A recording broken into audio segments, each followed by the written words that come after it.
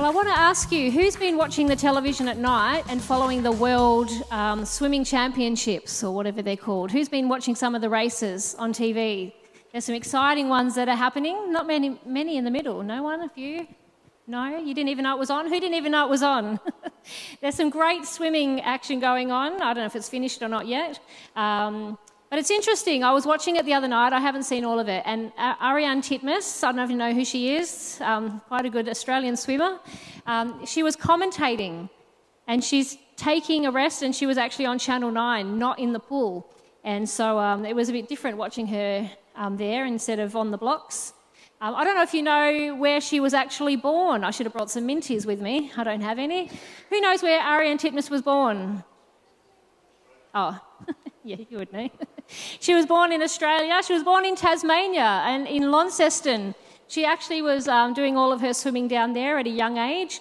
But it was in 2015 that her family moved to Queensland so that she could pursue better swimming opportunities. So for many years, she worked really hard, hours and hours spent in the pool training, going to the gym and building up her strength. And she's now had so many huge achievements that she's won 19 gold medals, 8 silver, 6 bronze in the Olympics, the Commonwealth Games, the World and Pan-Pacific Championships. So she's done pretty well for herself. And yes, it's been amazing watching some of the races that she's been in over time. And it was at the Tokyo Olympics. It was a really busy competition for her. She was in so many races. And when she finished all of her races in that particular competition, she was interviewed on the TV, and they said to her, "What's next for you?" And after working so hard for so long, instead of preparing herself for the next event, and that would mean preparing for the next Olympic Games, she said, "I'm going to take an extended break. I don't have a plan. I don't know when I'm coming back or if I'm even coming back." She said, "I want to get my fire back." And she's given so much of herself, so much hard work. She recognised that after all she had done, it was so important for a time of rest. She didn't want to burn herself out. She wanted to take stop in the moment when she knew it was time and just relax, rest, do whatever she wanted, and be with family. She was on a mission to do her best in the sport, but she knew what she wanted and she went for it. But now she stops and she breathes. So what about us? Who here is an Olympic swimmer? I don't know. We may not be Olympic swimmers, but we are faced with the challenge of a busy life. And we just give and give and give, and we want to be able to make our lives better. And we want to provide for our families, but sometimes that means that we can become quite exhausted. And even in ministry, we love what we do.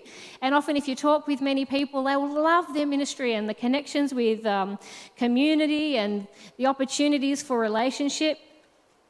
But you know what? Serving and living out our ministry can also be quite draining. We can find ourselves running out of energy.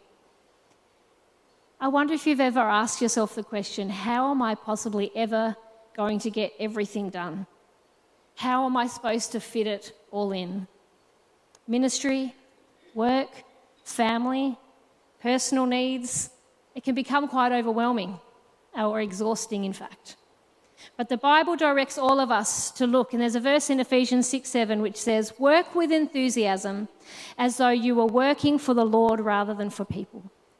So we're encouraged to work in a way that would bring honour to God. But you know, sometimes if we're not careful and our own selves take over and a sense of wanting to achieve even more, it can lead to overworking and an unhealthy lifestyle. I read this story about these woodcutters.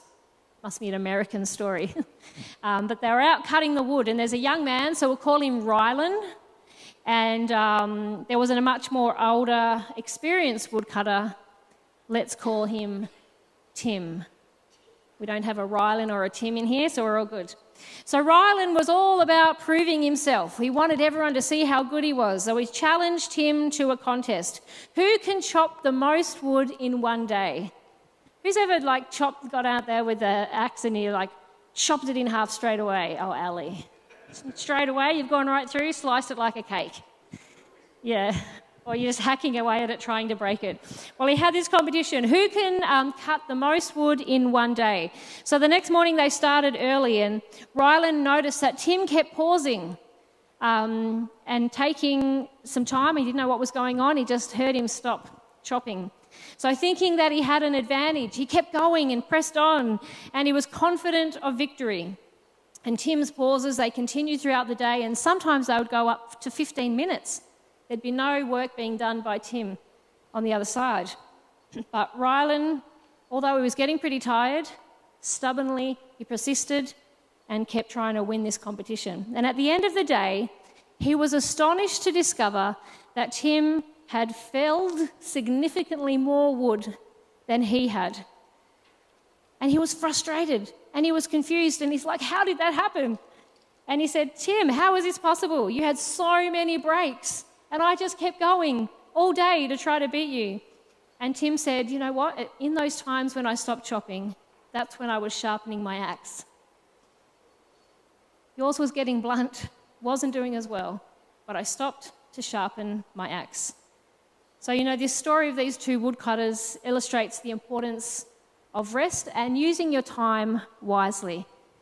The younger woodcutter, he focused on that continuous activity, but he failed to recognise the value of sharpening his axe. And the older woodcutter, good old Tim, by taking breaks to sharpen his blade, ultimately achieved more.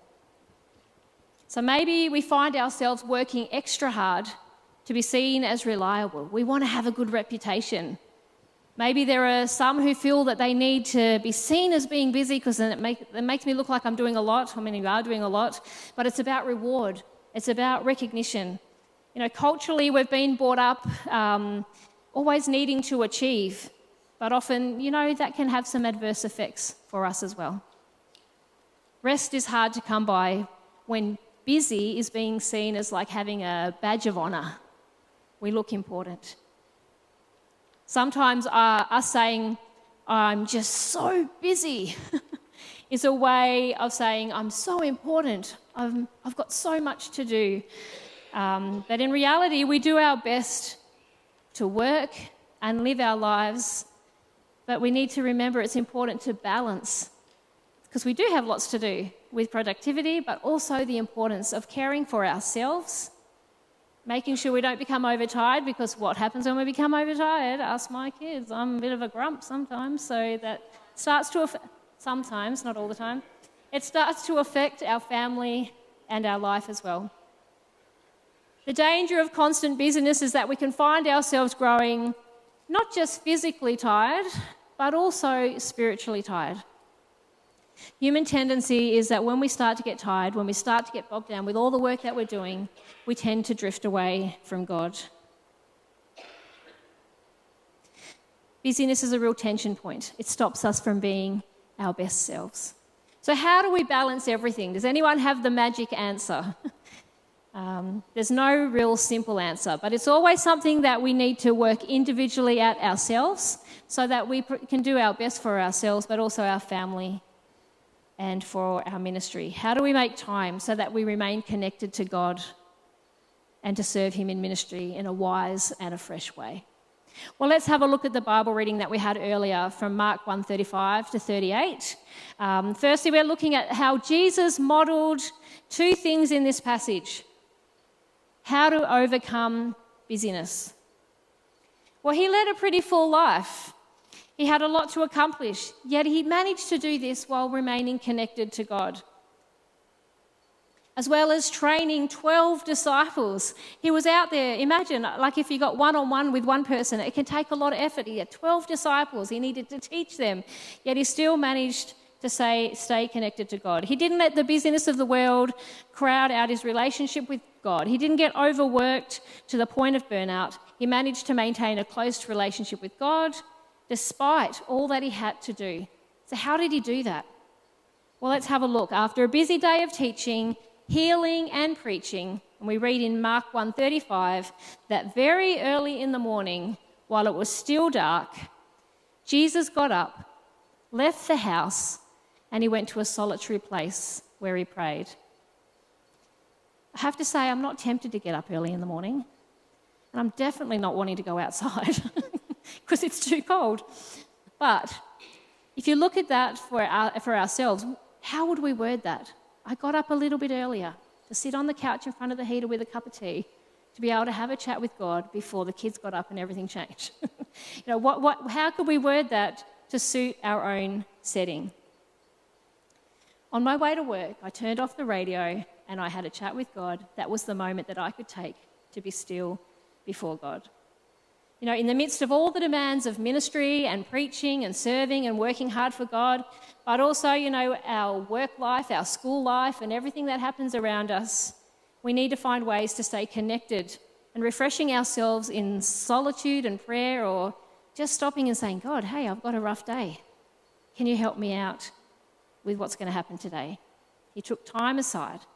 Jesus placed value on setting time aside with God. It wasn't just I need to do it. He placed value on it. I'm not doing it because Debbie said I should do this today. I'll give it a try.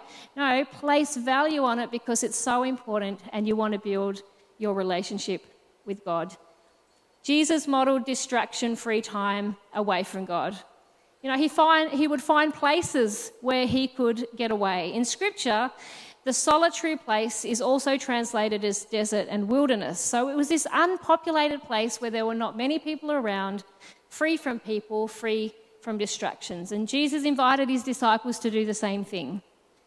Come aside by yourself to a deserted place and rest for a while. And in Mark 6:31-32, it says how there were so many people coming and going, and it was so busy, and the disciples didn't even have time to eat. So Jesus said, nah, that's enough now. Let's just stop. And they departed to a deserted place in the boat by themselves. Have you ever wished that when in life there's so much craziness going on around you, there's so much busyness, and everyone wants your time and attention, and the to-do list is so long, and there's so many work requirements that you could just get in a boat and go somewhere? Have you ever wanted to do that, or it's some way to escape? I was living in the Philippines, and we went to this very isolated island, and people were following me because there were no other white people around, and the little kids thought I was quite amusing and wanted to touch my skin and wanted to follow me, a bit like the Pied Piper. So I started at one end of the beach, and I was walking, and I turned around, and there's all these little kids following me, and it was really cute for a while, and then it's like, oh my goodness, I just was trying to get some space. So literally I got into this little canoe thing and I went out because I was right on the water's edge, and I was sitting out there, and I took the one of my staff with me, and we're sitting out there, and I'm laughing going, this is what Jesus felt like. It was the only way you could escape the crowds of these little kids, and they're jumping and laughing and waiting for me to come. It was still going to be there when I got back, but I just took a minute, and then I was happy to then go back into that space. Taking the moment that you need, not necessarily getting onto a canoe necessarily. Now I'm completely off track. Just went off track. Not even going to tell you that story today. What's another thing that gets in the way? We all need time out from busyness. But how do we get away from our emails, our Facebook? They're so important. Our social media, we need those things. Technology has helped us to be able to be more efficient and stay connected with people. There may be some who are working at home, which can equal working within our office space, but then you're also working at home literally all hours of the day. And if we aren't careful, it can really start to take over our lives. And we find ourselves scrolling. And then in the end, I don't know if you do this, I'm looking for something. This is good. Next minute, you don't even know what you sat down to look at in the first place. So what do we need to do? Just turn it off. Turn it off, put it aside, and not being distracted. Jesus didn't have the distraction of social media. And pretty well it comes down to us having a choice about what we're going to do with our time. Let us be aware of how much time we give to God compared to how much time we're giving to something else. A small practical step is about just finding that regular place where you can go and connect with God to get away from this busy world. I find it fascinating that in everything that Jesus did, and he had a lot going on, he never once stopped making sure that he set time aside for God in prayer. Luke 6:12, There's a few verses I'm going to show here. That, when he needed to make a crucial decision, here's some examples of Jesus, like choosing 12 disciples. What did he do? He got time alone to pray. One day, soon afterward, Jesus went up on a mountain to pray, and he prayed to God all night. That was when he was wanting to make this big decision. When he was dealing with a confronting situation, this was the death of John, he got time alone to be with God. And in Matthew 14:13 it says, as soon as Jesus heard the news, he left in a boat to a remote area to be alone. When he was dealing with stress the night of his betrayal, in Matthew 26:36, he got time alone and he prayed. And it says, then Jesus went with them to a garden called Gethsemane and told his disciples, stay here while I go over there and pray. We can pray anywhere, and I've often taught kids that, and adults that you can pray in the car, you can pray in the toilet, you can pray when you're hanging clothes on the line, you can pray while you're playing soccer, you can pray while you're vacuuming. We can pray anywhere. God is ever present. But Jesus encouraged us to pray in a distraction-free zone, taking time aside to just be still with him. Prayer is powerful when it's combined with alone time with God. And I want to read to you a verse from Matthew 6:6. We're going to have it up on the screen. And it says, here's what I want you to do. Find a quiet, secluded place so you won't be tempted to role play with God or before God. Just be there as simply and honestly as you can manage. And the focus will shift from you to God, and you will begin to sense his grace. You want the focus to shift from you and all the things I've got to do and I'm so busy, just to God. We're going to put the verse up a little differently. But this time, as I read it, I want you to put your name in where the line is. This verse is not for everyone. This verse is just for you.